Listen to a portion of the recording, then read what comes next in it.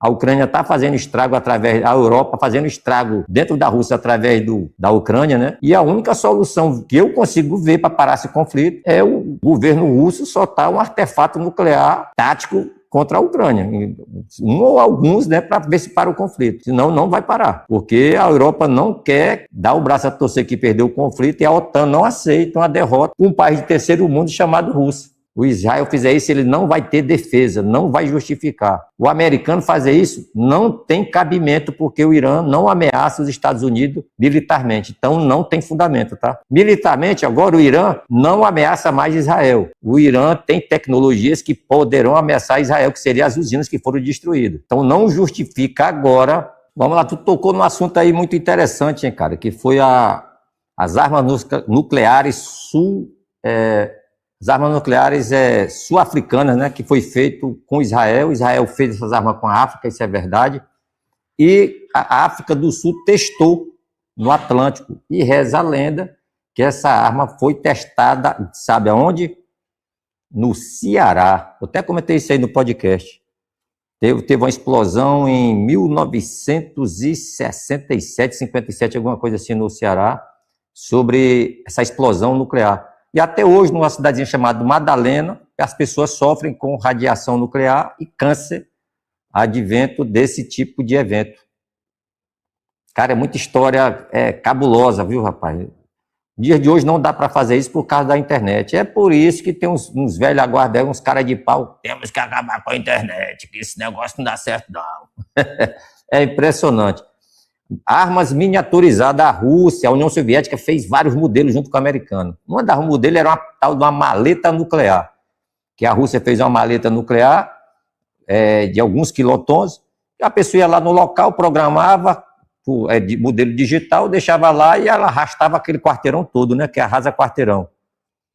Tinha os morteiros soviéticos, o Pion e Tchupan. Quem quiser aí pesquisa aí, Pion e Tchupan, que estão sendo usados agora na Ucrânia para fazer ataque pesado, esses morteiros. E eles conseguem lançar artefatos nucleares a 10, 12 quilômetros do local, para destruir brigada, batalhão, uma divisão progredindo. E a Rússia tem esses artefatos ainda, que a União Soviética tinha 55 mil ogivas nucleares, né?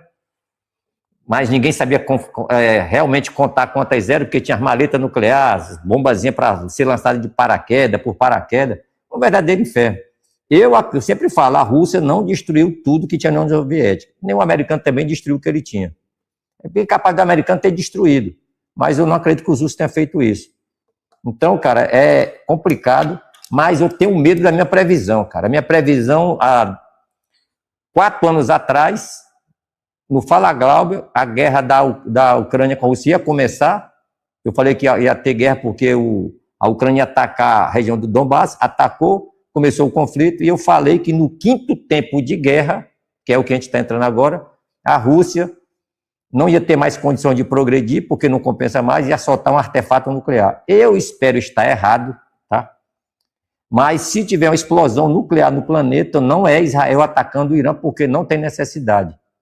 É a Rússia atacando a Europa, dentro da Ucrânia, ou algum país da Europa ali, para acessar o conflito. Essa é a minha previsão, que é sinistra. Eu espero estar errado, tá? Mas se tiver um ataque nuclear no planeta, vai partir da Rússia para a Ucrânia. Eu até falei que se o Putin tinha que ter feito isso no início do conflito, nos 15 primeiros dias, soltava um artefato nuclear mínimo ali, no campo daquele do agro deles lá, não matava ninguém, e a radiaçãozinha para 5, 6 quilômetros, 10 quilômetros, parava ali, o nego se rendia, e essa guerra parava. Mas não teve. A Ucrânia está fazendo estrago através da Europa, fazendo estrago dentro da Rússia através da Ucrânia, né? E a única solução que eu consigo ver para parar esse conflito é o governo russo soltar um artefato nuclear tático contra a Ucrânia, um ou alguns, né, para ver se para o conflito.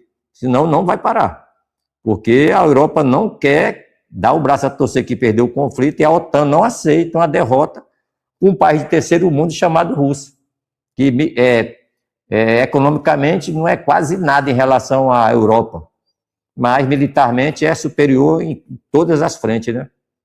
Então, meu amigo, artefato nuclear de Israel contra o Irã. O Israel fizer isso, ele não vai ter defesa, não vai justificar. O americano fazer isso não tem cabimento, porque o Irã não ameaça os Estados Unidos militarmente. Então, não tem fundamento, tá? Militarmente, agora, o Irã não ameaça mais Israel. O Irã tem tecnologias que poderão ameaçar Israel, que seriam as usinas que foram destruídas.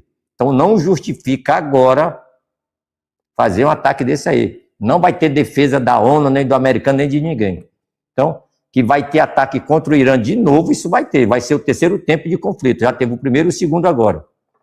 O terceiro tempo é para dizimar o que restou. Isso é. E eu considero que nós já estamos no terceiro tempo do conflito Estados Unidos, Israel e a Pérsia, tá? Já estamos no terceiro tempo, que foi muito tempos curtinhos, porque devido à diferença de poder militar e econômico. E já a Rússia é um baita do país, é o maior país do planeta, começa na Europa e termina lá nos Estados Unidos, tem o maior exército, tem o maior arsenal convencional do mundo, mesmo assim é o segundo maior arsenal do planeta, continua sendo a maior potência nuclear e continua sendo a segunda maior potência militar. Porra, é foda. Depois de 5 anos de pauleira, morrendo milhões de soldados dos dois lados ali, tá? Então, na minha visão, tá, senhores? Se tiver um artefato nuclear explodindo no planeta pós Hiroshima e Nagasaki, será da Rússia contra os globalistas europeus. E um bom candidato é a França, a Inglaterra, logo após a Polônia. É isso aí. Logo após a Ucrânia, desculpa.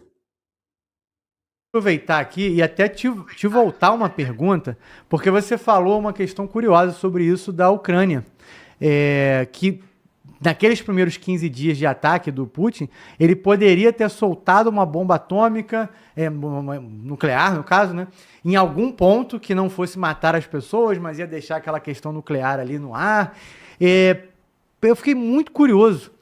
Por que isso poderia ser feito sem maiores consequências no começo, lá com 15 dias, e não hoje, por exemplo? E esse é o primeiro ponto da pergunta. E o segundo, Israel não poderia fazer isso também? Porque nesse cenário, né, das bunkers, das Buster Bombers, ela não seria subterrânea e também não estaria nessa categoria? Não mataria ninguém. Deixaria, obviamente, toda aquela área inabitável, principalmente porque ia pegar na terra, né, de baixo para cima, mas não mataria ninguém. Não poderia ser esse cenário? Então, eu queria te voltar aí para essa pergunta com relação à Ucrânia, né, se o Putin não poderia fazer isso hoje, e se Israel não poderia fazer algo assim na eventualidade de não matar ninguém. E você em casa, rapaz, já deixa seu like aqui. Então, meu amigo Eric, a pergunta é boa. Só corrigindo aqui, tá? Logo após a Ucrânia, os dois alvos aí que os russos estão se lambendo para sentar o dedo é na França e na Inglaterra, tá bom? E o pessoal deixar o like aí, dar essa moral aí pro canal aí, a conversa aqui de alto nível. Então, cara, não justifica, porque as Buster bombas, né? São as bombas de alto poder de destruição, essas GBU 57, 70 e lá vai, elas fazem o trabalho, cara, que é soterrar a tecnologia. Não tem arma nuclear, tem tecnologia.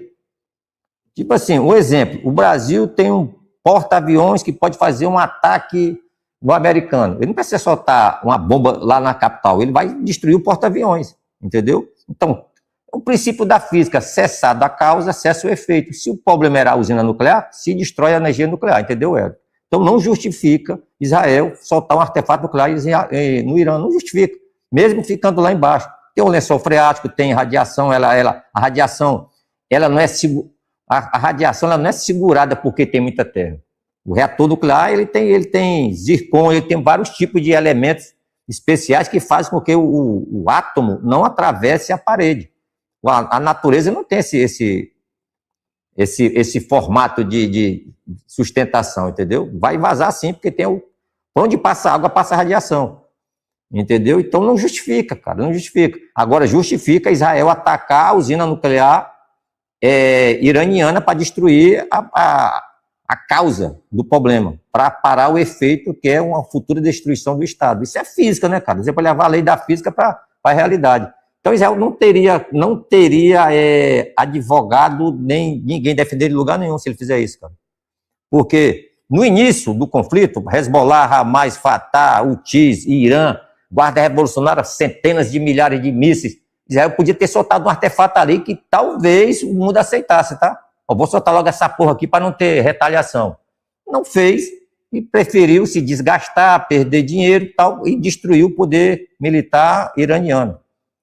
A Rússia, ela tem esse argumento porque ela não está lutando contra a Ucrânia, ela está lutando contra a Ucrânia, contra a Polônia, contra a Coreia do Sul, contra o Japão, contra os Estados Unidos, contra a Itália, a Alemanha. Todo mundo está mandando tropa, dinheiro e armamento.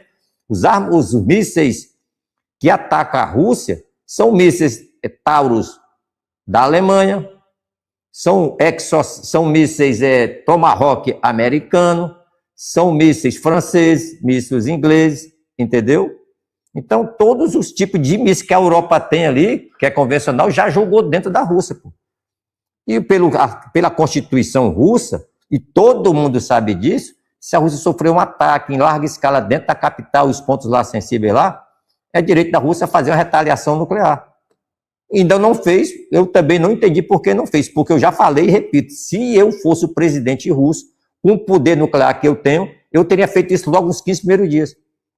Porque não adianta, porra, não tu ter todo o maior arsenal nuclear do mundo, aí me vem um cu de cachorro desse que é o Zelensky, começar a jogar míssil, atacar teu país, destruir usina, destruir os terminais petrolíferos, atacar tua capital, e tu com um poder nuclear, então para que você quer um poder nuclear se você não vai usar? Se você vai ter medo de retaliação de A ou de B? Eu não sei. Agora, Israel não tem medo de fazer isso, nem os Estados Unidos, tá? Os Estados Unidos já fez. A Rússia, ela está vacilando.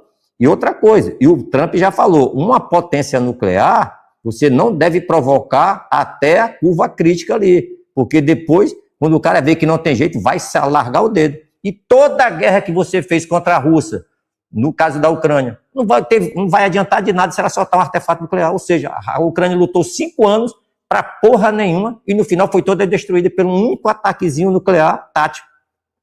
Esse é o poder das armas nucleares, cara. É uma porra foda. E o Brasil era para ter suas armas nucleares táticas e não tem, porque o socialismo do século XXI, liderado pelo senhor Fernando Henrique Cardoso, fez um tratado lá. Ah, não queremos armas nucleares táticas, nós somos do bem. Nós somos desarmamentistas. Aqui é paz e amor. Tá aí agora a quarta maior nação do planeta em terras contínuas. Um leão velho desdentado na savana. É isso aí, meu amigo. Muito bom, Carcará. Júlio Roque pediu a palavra antes de passar para o comandante. Julião, com você.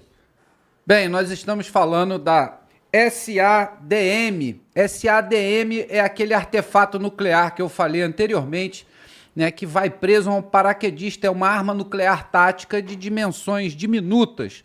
É praticamente uma mochila. Aí, muito bom, Mano Valdo. Isso aí é uma foto da época do treinamento do exército americano em inserir esse artefato nuclear através de um paraquedista a grande altitude. Tem mais foto aí, Mano Walter? Aí, ó. Essa é a mochila, né? Nós estamos vendo aí uma foto real desse aparato nuclear de baixa intensidade, conhecido como SADM, que é Special Atomic Demolition Munition, né? Então, esse é o projeto, mas depois foi abandonado, né? Mas muitos treinos aconteceram, muitos exercícios dos Estados Unidos inserindo, né, o seu operador com essa mochila e o artefato nuclear dentro. Então, a mochila é construída em volta desse artefato. Ótimas fotos aí, parabéns pro Mano Walter, viu? Beleza, pessoal? Então, isso é uma arma nuclear tática. Eric. Muito bom, Júlio. E eu lembro aqui, e eu nem sabia dessa parada aí que você colocou, que a gente repercutiu aqui uma matéria do DW que tinha um pessoal com medo, que isso bem no comecinho ali da guerra, que o Irã, você lembra disso, Júlio? Que o Irã poderia dar armas, né, nucleares para os terroristas, que mesmo sem míssil para lançar, o cara poderia levar com ele num barco até a costa da Europa e explodir lá. E existem pessoas na Europa que têm esse medo real de que algum terrorista que tivesse acesso a essas armas nucleares do Irã fizesse exatamente isso, gente. Botasse. Aí eu não sei qual seria o tamanho disso. Se seria algo parecido com isso, tipo, bota numa mochila, chega lá, explode na costa. Ou seria algo maior que, sei lá, bota num caixote, num navio. Pô, os Houthis. Olha quantos navios os Houthis tinham, gente. Pô, botou uma arma nuclear ali, quem é que vai saber? E chega lá e explode na costa. Mas vendo essa questão aí da mochila, eu vejo que já tem gente muito tempo já cogitando que dá para usar arma nuclear, mesmo sem botar um míssil e explodir, né? Bem, Eric, o que você está falando tem uma analogia no mundo real, né? Nós estamos especulando aqui quanto a isso, mas no mundo real existe, é chamado de bomba suja.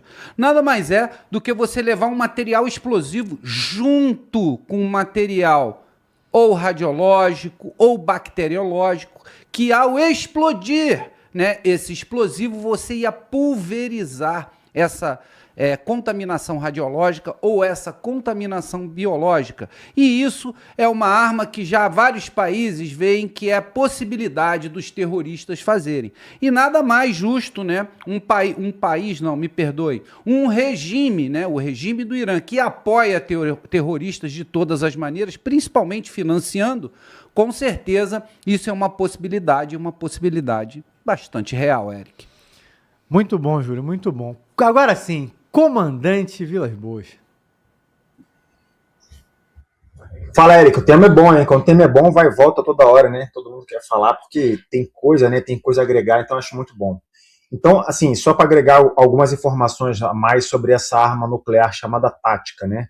Por que se usa ela? Por que se emprega ela? Um dos segundos nomes, a gente pode falar de chamar desse tipo de armamento, que é esse que o Júlio falou, que é da casa de 50 quilotons de potência, né? É uma arma inibidora de concentração de forças. Então, por isso que o Carcará falou que a Rússia poderia ter usado logo nos primeiros momentos daquela guerra de 2022, e aí, daquele momento ou não, poderia ter sido dado uma outra dinâmica para aquele conflito. Mas não foi usado, logicamente, muito provavelmente não vai ser usada, que a gente não vai ver isso nem tão cedo acontecendo. Então, ela é muito utilizada, quer dizer, muito utilizada não, ela poderia ser utilizada justamente em situações de inibição de concentração de força. O que é uma grande concentração de força?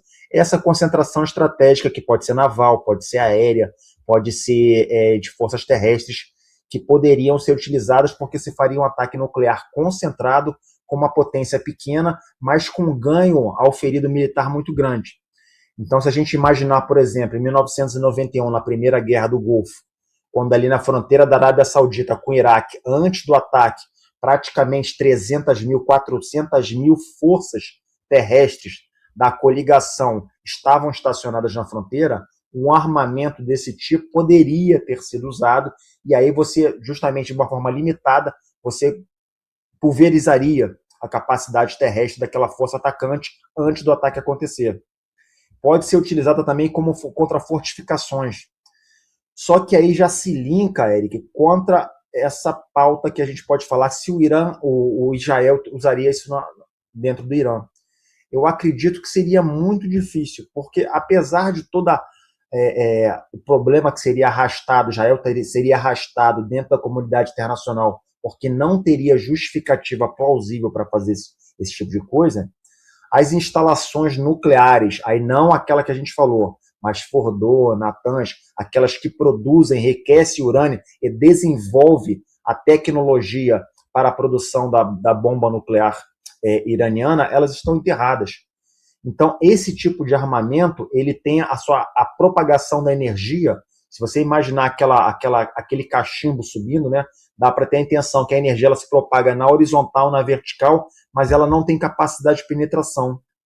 Então, essa foi uma das principais razões pelas quais as forças israelenses, em setembro do ano passado, pulverizaram as defesas antiaéreas iranianas, mas eles não tinham as GBUs, que são aquelas bombas anti-bunker de penetração norte-americana, justamente para jogar o poder explosivo lá embaixo da terra. Isso aí perfurando o terreno por mais de 50, 60, 100 metros de profundidade, para só depois explodir lá embaixo. Então, o armamento nuclear não tem efeito para esse tipo de coisa. Então, isso é uma das evidências que eu acredito que o Israel não faria o ataque nuclear, usando o artifício nuclear no Irã, para esse fim, até nessa fase do conflito. Entendeu? Então, essa é a justificativa maior que eu entendo, apesar também de todas as repercussões que teria no campo internacional. Então, dentro disso, você tem armamento nuclear. O Eric muito bem lembrou que a gente comentou aqui, se eu não me engano, foi em janeiro desse ano ou dezembro, da chamada opção sanção. A opção sanção seria aquilo que o Israel entende que poderia usar o seu armamento nuclear, apesar dele não ser totalmente conhecido, ele não diz que tem, mas perante uma iminente situação de ataque existencial contra a nação israelense. Então, o que pode ser um ataque existencial contra Israel? Já aconteceu na Guerra da Independência em 1948, na Guerra dos 6 Dias em 67, no Yom Kippur em 73. Todas as forças, todas não, mas várias forças da Liga Árabe se juntaram para atacar Israel. Numa situação hipotética daquelas, poderia ser que eles tivessem optado por uma opção sanção. Ou seja, perante uma iminência de um ataque existencial, ele faria uso desse tipo. O que, para mim, não tem nenhuma correlação com o que está acontecendo hoje no Irã.